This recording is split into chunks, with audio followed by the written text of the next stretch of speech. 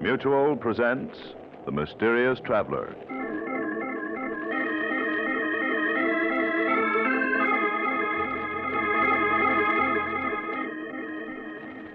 This is The Mysterious Traveler, inviting you to join me on another journey into the realm of the strange and terrifying. I hope you will enjoy the trip, that it will thrill you a little and chill you a little. So settle back, get a good grip on your nerves, and be comfortable, if you can, as you hear the story I call The Man Who Died Twice.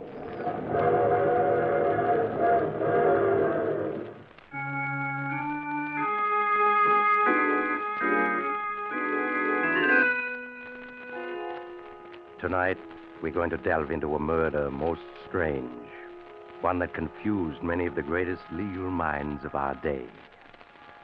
My story begins in the mansion of Judge Marshall, situated high on a hill overlooking a large New England city. It is early evening, and Judge Marshall, one of the state's foremost jurists, is sitting in his library reading a legal brief. As he intently reads, the French door leading to the porch slowly and silently swings open, revealing a huge white-haired man standing in the doorway. His tremendous bent frame shows the remains of a man who'd been a giant in his youth. Suddenly, the judge becomes aware that he isn't alone. He quickly turns and sees his visitor. Who are you? What are you doing here? Don't you remember me, Judge? No, I can't say that I do. Think back. Think back 16 years when you were judge at a murder trial. 16 years? My good man, I presided over a great many murder trials, as you call them, and I still don't know who you are. Just keep looking at me, Judge, and think back. Think back. You do look familiar. I'll help you remember. My name is Adams. Luke Adams. Luke Adams. Yes, now I remember. I sentenced you to prison for 25 years for killing a man. Yeah, for killing a man. You've aged, so that's why I didn't recognize you. Yes. It's hard to believe I'm only 45, isn't it? I presume you've been paroled? Yes. What do you want? I want to tell you my story, Judge. I want to tell you all the things I never got a chance to tell you at my trial. As far as I'm concerned, Mr. Adams, the case is closed. Now, if you don't mind, Then we'll reopen it. I've come to tell you my story, and you're going to listen. Very well, Mr. Adams. Sit down. Thank you. I don't know if you recall, Judge, but my wife, Millie, was a beautiful woman. Yes, I remember. She had the kind of beauty a man can't forget. Yes, and I suppose that's what caused it all. Millie and I grew up together, and I guess I loved her from the moment we met. The only reason she married me was because of the money I'd inherited. And when I lost it in 29, things were never the same again between us. She hated living in a small village, trying to stretch $1 into $2. Sometimes I think her smiling at other men was her way of getting revenge on me for the way we had to live. The angrier I got, the more she flirted, till she almost drove me out of my mind. Things went on like that, day after day, month after month.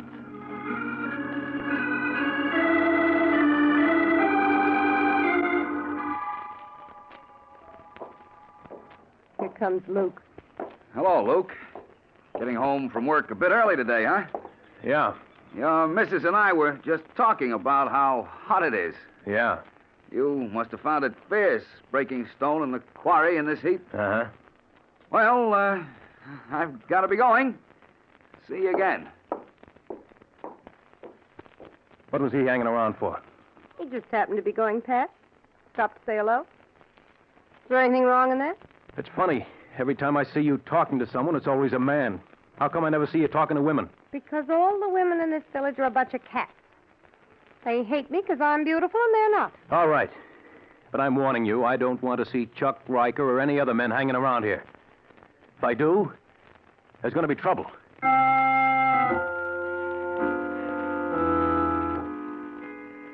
The days went by. Millie hardly spoke to me. Nothing I said or did seemed to please her. And yet, just knowing she'd be there when I got home was enough for me. And one day I come home from work. She wasn't alone. Oh, hello, Luke. Home early, aren't you? What's he doing here? Chuck was going past, dropped in to say hello. Just like that, huh? I thought I told you not to let this happen again. If Chuck wants to call on me, why shouldn't he? Right, Chuck? Sure. After all, Luke, there's no use being old-fashioned. We've all known each other since we were kids. What harm is there in an old friend dropping in and... Why are you looking at me like that? There's lipstick on your cheek. You'd better let me wipe it off for you. Now, wait a minute, Luke. I can explain. There's no use fighting over...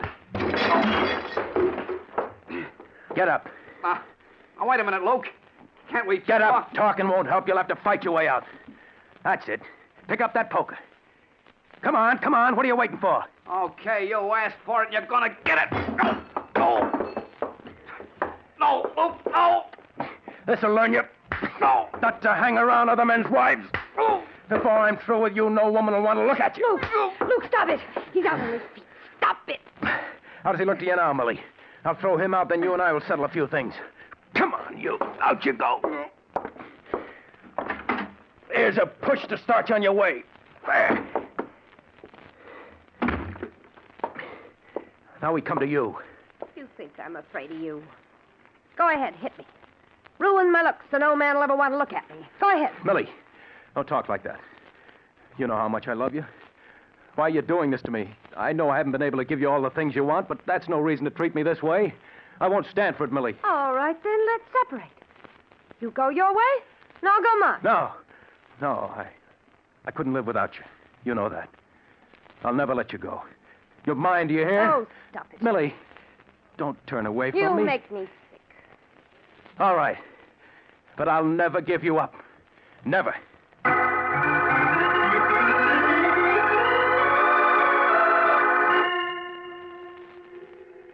Millie just stood there looking at me, contempt in her eyes. I knew we were through, and yet I couldn't give her up. I clung to the small hope that something would happen that would change her, make her feel toward me as I felt about her. Long, lonely weeks went by. I knew that Millie and I had been the scandal of the village ever since the day I'd beaten Chuck Riker. At the quarry, the men whispered to each other when they thought I wasn't looking. I could only give vent to my rage by smashing rocks into 1,000 small pieces. Then, one day in the autumn, an opportunity came. An opportunity to escape the villagers and their gossip. Millie, where are you? Here. What is it? Millie, you've always wanted to get away from the village. Now we have a chance. Oh, Well, I met Mr. Anderson this morning. You remember him. He's an old friend of my father's. what about it? Well, he owns a small farm which he's willing to sell for only $300 down. You mean you want to buy it? Yeah. Just think of it, Millie. A place of our own, 20 miles out in the country, away from the village and the gossip. Do you really think I'd move to a farm? Cut myself off from everything? Well, it's what you need, Millie. A home of your own, a place to work and build. You'd love it, Millie. I know you would. You mean you would? Don't think I don't know what's going on in that head of yours. You want to cut me off from everybody, take me someplace where you can keep an eye on me day and night. Well, I'm not having any part of it. But, Millie, you said yourself you're not happy here. Yes, but I don't want a farm. I want to live in a city. I want to have everything that other women have. But we can't go to the city. There's no work to be had. We're living in a depression. Are we? Well, if you can't give me what I want, there are plenty of other men who can. They'd better not try. I'm warning you, Millie, I'll kill any man who tries to take you away from me.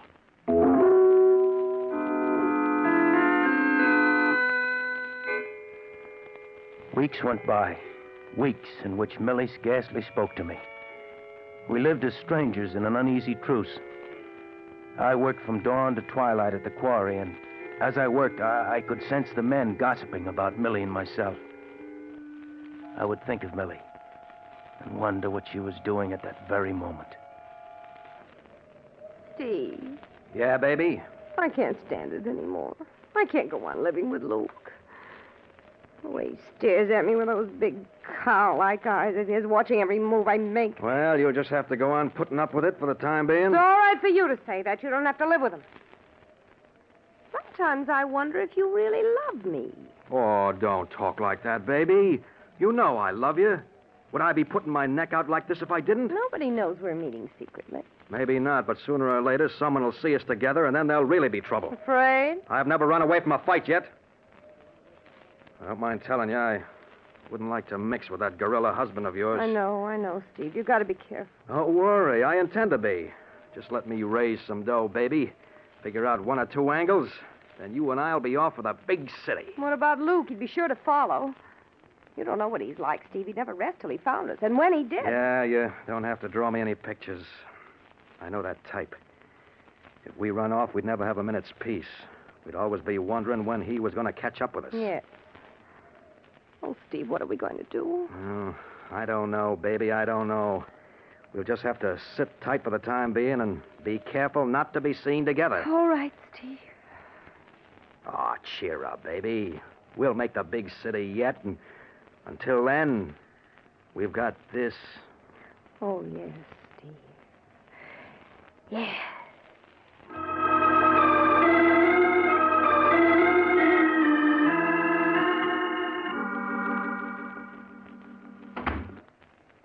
Luke? That you? Yeah, Millie. You want me? Yes. I've moved all your things up to the attic. I want you to sleep there from now on. Why? Because you keep me awake half the night with your tossing and turning, and you talk in your sleep. I talk in my sleep. What do I say? You keep yelling my names if I was murdering you or something. Oh, Millie. You'll be all right in the attic. Yes, Millie. Millie, can I talk to you for a minute? What is it? I saw Mr. Anderson again today. Millie, he says he's willing to let us live free for a year on his farm so we can see how we like it. And if we do, we can buy it. I told you before I'm not going to live on any farm. But, Millie, why can't we just try it? It won't cost us anything. If we don't like it, we can give it up. No, I tell you, I won't let myself be trapped like that. You're perfectly willing to take a chance on farming, but you won't consider going to the city. But there are 15 million men out of work. What chance would I have of getting a job in the city? If you had an ounce of courage, you'd try. You don't hear men like Steve Hopkins whining about the Depression and trying to make excuses for staying in this miserable hole. Steve Hopkins, huh? I... So that's it. You've been seeing Steve Hopkins? No, I haven't been seeing. You're wrong, Luke. You're lying. It's written all over your face. You're afraid, aren't you? You're afraid of what I'm going to do to Steve Hopkins. Now, Luke, listen to me. I tell you, there's nothing between Steve and myself. When I'm finished with him, you'll never want to look at him again. Where are you going? To the village tavern. He's always there on Saturday nights. Luke, come back! Luke, come back!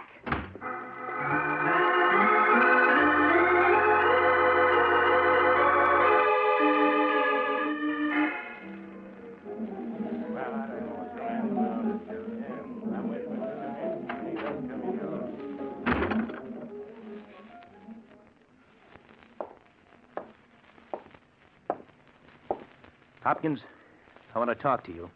Well, go ahead, Luke. No one's stopping you. You've been making a play for my wife, and I don't like it. You're either drunk or looking for a fight. I haven't spoken to your wife in a year. You're lying. I know you've been seeing her these past weeks while I've been working. You better take it easy, Luke. You're getting to the point where you're suspicious of every man in the village. Don't try to smooth talk me. I know you've been seeing her, and if you try seeing her again, I'll kill you. You don't frighten me, Luke. And if I wanted to see your wife, not you or anyone else could stop me. Oh, no? I'll show you. Grab it, boys. Grab it. That's it. Let go of me. Let go of me. Show him. Hold on, them boys. Now, Luke, as sheriff of this village, I'd advise you to take it easy. I'll kill him. I'll kill him. I don't like that kind of talk. Now, mind your manners. You'll spend the night in the lockup.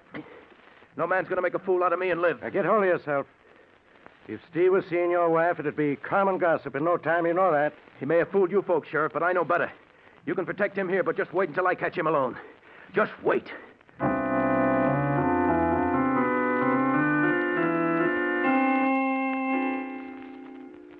When I got home that night from the tavern, Millie was in her room, her door locked. I went up to the attic and tried to sleep, but I couldn't. I kept seeing Steve Hopkins' face, the way he had smiled at me in the tavern. He might have fooled the others, but I knew. And he knew that I did. Hours later, I managed to fall asleep. I dreamt that I was alone with Steve and we were fighting. He kept hitting me, but I couldn't feel his punches. All I could feel was my fists smashing again and again into his laughing face. I woke to hear church bells ringing. It was Sunday morning. All that day, except for meals, Millie avoided me. After supper, she went to her room, and I went down to my workshop in the cellar. The next morning, when I arrived at the quarry, the men were standing around in small groups, talking to each other. They stopped when they saw me. Then from one of the groups, I saw Sheriff Roden coming towards me. Luke, I want to talk to you.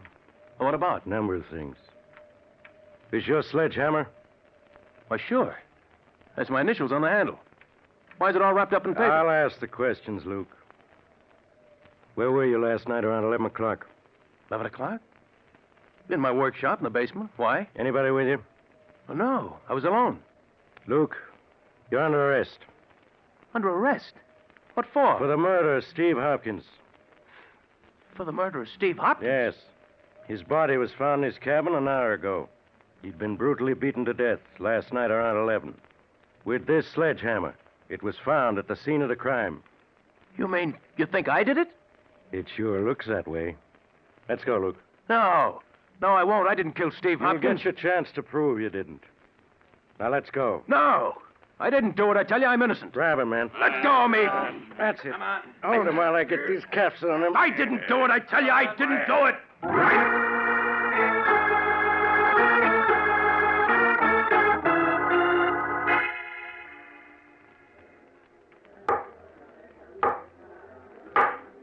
Silence in the courtroom. Proceed, Mr. King. Sheriff, will you tell the jury in your own words the time and circumstances under which you were notified of the death of Stephen Hopkins? On October 12th of last year, I received a phone call at 7 o'clock a.m. from Sam Morris. Said that he'd just stopped by at Steve Hopkins' cabin to pick him up for work and had found him murdered. I told Sam not to touch anything. I got to the cabin 15 minutes later. Will you tell the jury what you found? Well, sir, that cabin looked like a slaughterhouse. I don't want to upset anyone with the details, so all I'll say is that Steve Hopkins had been beaten so badly the body was beyond recognition. You say the body was beaten beyond recognition. That's right. Then how were you able to identify it as being Steve Hopkins? Well, first by the ring and wristwatch that was on the body. But most important of all, by the tattooing. By the tattooing? Yes, sir. Steve was quite a tattoo artist, and on his left arm he tattooed a heart with his initials and some girls on it. I reckon just about everyone in this courtroom saw that tattoo on his arm at one time or another. And although the body was beyond recognition, the tattoo was clearly identifiable. Yes, sir. No question about that. Sheriff, when had you last seen the deceased? Saturday night, October 10th, at the Village Tavern.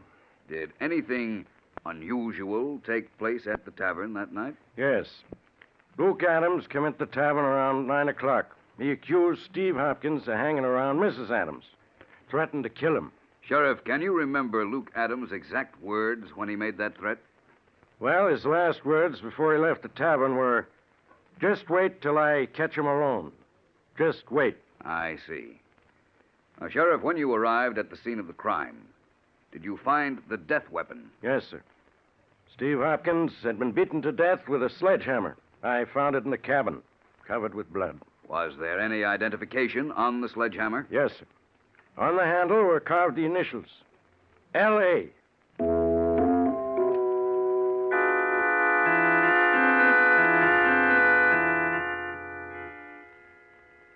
Now, Mrs. Adams, you say there was no justification whatsoever for your husband's suspicions. No, none at all.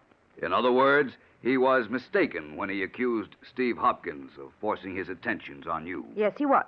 I see. Now, your husband has testified that on the night of the murder, he was working in the cellar of your home. Where were you that night, Mrs. Adams? Upstairs in my room? Did you see your husband at all that night? No, I didn't. Would it have been possible for him to have left the cellar that night without your knowing about it? Yes, it certainly would.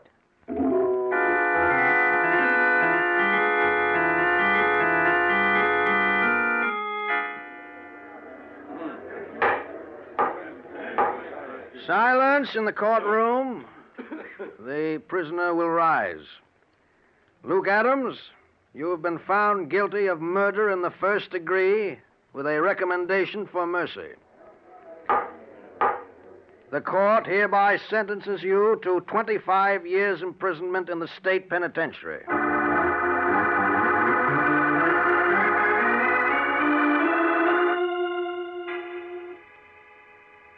25 years imprisonment. Yes, Judge, that was your sentence. The towering iron gates of the penitentiary closed behind me. And I no longer had a name, only a number. A year after I was in prison, I was informed that Millie had divorced me and disappeared. With that, my last tie with the outside world was gone. Years passed. World-shaking events took place and scarce reached the prison workshop, where I spent long days repairing shoes. Then one day I was notified by the warden that I'd been paroled. I was free. The gates of the penitentiary opened, and once again I joined the living. I came to the city, a stranger, and found employment in a shoe repair store. Day after day, I stood by the store window repairing shoes, watching the hurrying crowds. Then late one afternoon, I saw a woman pass. A woman who was a stranger, and yet wasn't. With a sudden shock, I realized that Millie had just passed. Throwing down my tools, I rushed out of the shop and down the street after her. I found her in the crowd and followed. She had hardly changed at all in the 16 years that had gone by. There were streaks of gray in her hair, but she was as beautiful as ever. I followed her block after block, and soon we were in a residential section. She turned up the path to a large cottage, unlocked the front door, and went in. A moment later, I was ringing the doorbell. Yes, what is it? Don't you recognize me? No, I'm afraid not. It's me, Millie, it's me. How dare you force your way in here like... Luke. Yeah, Millie. Luke, after all these years. But you're in prison. I was paroled 6 months ago. Well, I'm glad to hear that, Luke. You must leave now. I'm busy right now. I can't Millie, talk. who is that? I... Millie, who are you talking to? Who's he? Steve Hopkins. Oh, you're mistaken. The name is Reed, Robert Reed. Steve, it's Luke. Luke? You're not dead. You're not dead. The body in the cabinet wasn't yours. No. I went to prison for your murder, but you're alive. They said I killed you, but you're alive. Yes. You let them put me in prison. You framed me. Luke, you must listen to me. You framed me. No, Luke, don't. I didn't...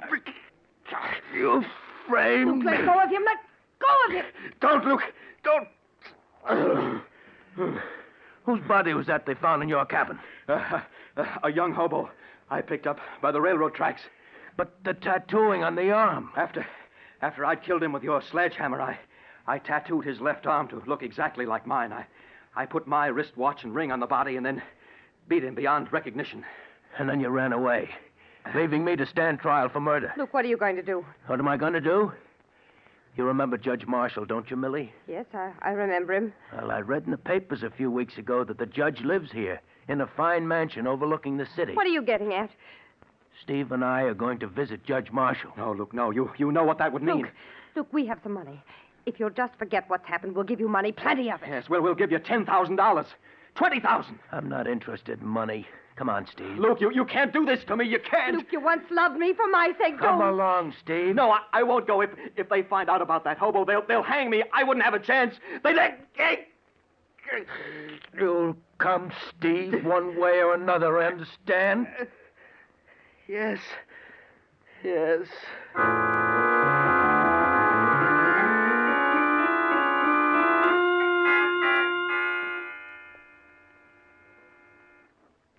Yes, Judge.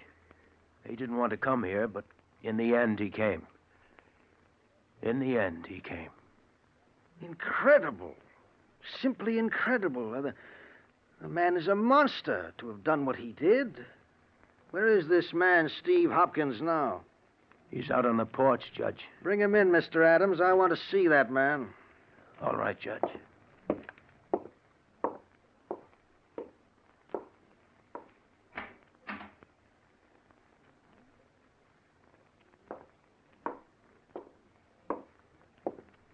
Why are you carrying him? He can't walk. Can't walk. What's wrong with him? He's dead. Here, Judge. Dead. Yes, Judge. But I understood he was alive. He was. Up until a half hour ago. You mean you... Yeah, Judge. I put my hands around his throat and squeezed. Squeezed until he was dead. Huh. I killed him. And there's nothing you can do to me, Judge. Nothing. Remember, you sent me to prison for killing Steve Hopkins? For 16 years, I rotted in prison. I've paid my debt to society for Steve Hopkins' death. I've paid it. There's nothing you can do to me now. Nothing.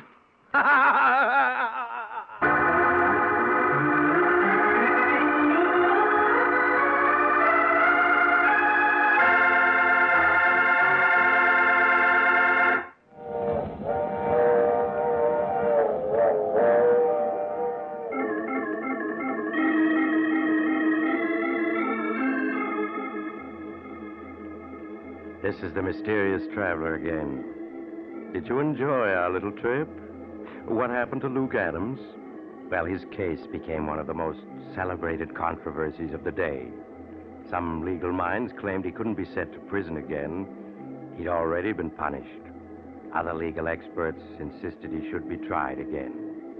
But in the midst of this raging controversy, poor Luke Adams died, and his case was never decided. What do you think? Should Luke Adams have been tried for murder again? Or having already served 16 years for Steve Hopkins' murder, should he have gone free? I should like to know what your verdict is. Send your letters to the Mysterious Traveler, care of Mutual Broadcasting System, New York 18, New York.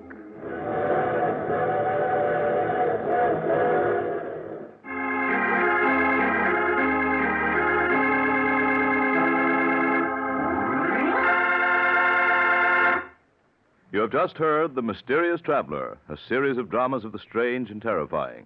All characters in today's story were fictitious, and any resemblance to the names of actual persons was purely coincidental. In today's cast were Maurice Tarplin, Art Carney, Elspeth Eric, Frank Behrens, and Jackson Beck. Original music was played by Paul Taubman. The Mysterious Traveler is written, produced, and directed by Bob Arthur and David Kogan.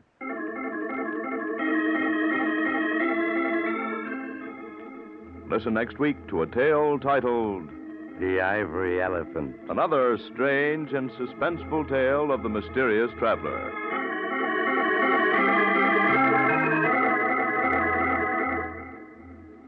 This program has come to you from our New York studios. Another program of tense and dramatic action will follow in just a minute.